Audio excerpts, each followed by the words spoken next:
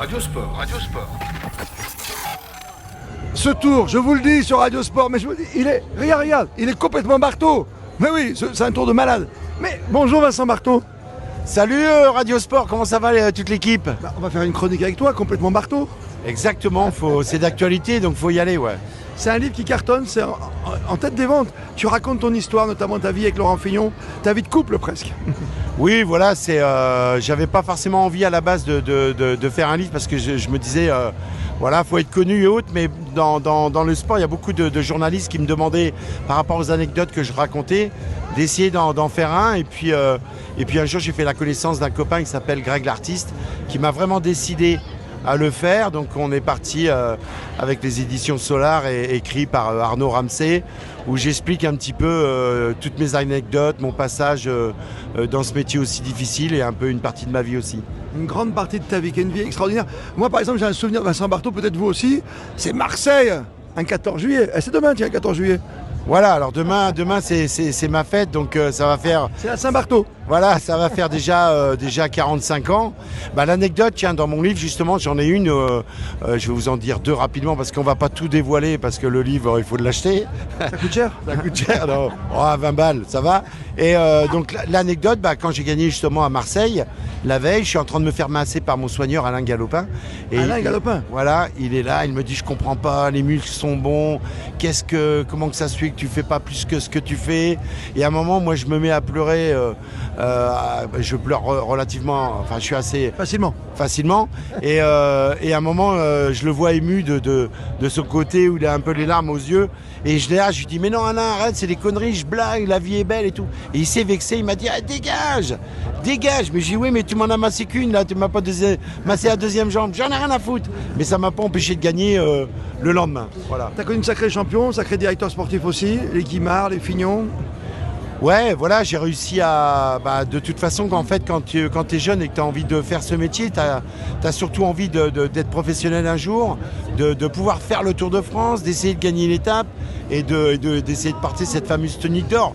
Moi, j'ai eu la chance de passer professionnel dans une grande équipe qui était la meilleure équipe au monde, où il y avait Bernard Hinault, il y avait Laurent Fignon, il y avait Greg LeMond. Il y avait vraiment des grands leaders et j'ai réussi dans ma petite carrière à gagner une étape du 14 juillet et à porter ce fameux maillot jaune en 84. Combien de temps? Alors 12 exactement, mais comme ça commence à faire longtemps, ça fait 13 avec la journée de repos. D'accord. Dans tes victoires, tu comptes les contre-la-montre par équipe aussi, toi? Alors non, on a tout à l'heure on en parlait justement en disant combien de victoires d'étapes sur le Tour. Alors moi j'ai dit une étape à Marseille, mais on m'a rappelé que j'avais quand même gagné 2 contre-la-montre par équipe, Tour 84 et 89.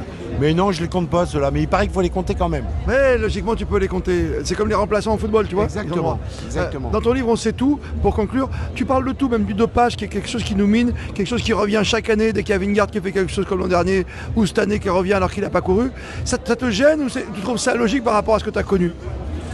C'est difficile d'expliquer. Moi, dans mon livre, j'en parle un peu forcément, mais je leur dis, après, il faut lire aussi le livre, regardez le palmarès que j'ai et autres. Moi, j'ai malheureusement, pas malheureusement, mais arrêté relativement jeune à 28 ans. J'ai pas connu la période de PO quand c'est arrivé en 90-91. Voilà, moi j'avais déjà arrêté avant, mais si j'avais continué, peut-être que j'aurais fait comme tout le monde, mais à cette période-là. Mais à partir d'aujourd'hui, dans la génération de maintenant, il faut dire quand même que en dehors des 15, pour moi, à mon avis, qui sont au-dessus du lot, les 200 autres se valent en fait.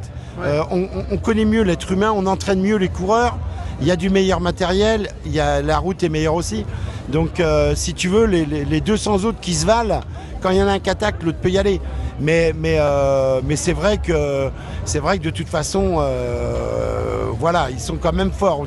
C'est difficile de dire. Ils sont trop forts? Ils sont trop surnaturels pour toi ou?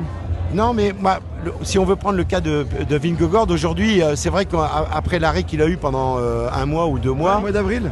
Mais quand même, c'est des mecs qui ont quand même du foncier derrière. Ouais. Même s'il y a eu un choc traumatisant, on redevient vite fort en compétition. Maintenant, c'est quand même des mecs qui sont super doués.